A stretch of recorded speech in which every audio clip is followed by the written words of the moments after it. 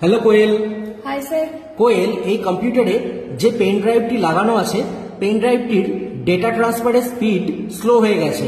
তুমি pen ড্রাইভটি fast করতে পারবে? হ্যাঁ স্যার, পারবো। কিভাবে করবে?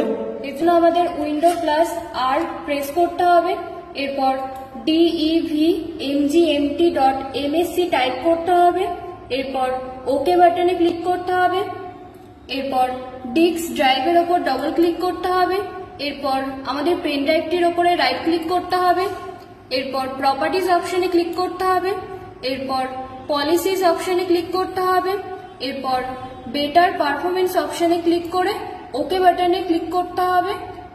তাহলে আমাদের পেন ড্রাইভের ডেটা ট্রান্সফারের স্পিড ফাস্ট হয়ে যাবে।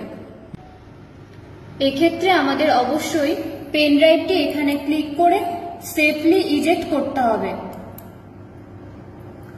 একদম ঠিক হয়েছে। Thank you sir. ওয়েলকাম।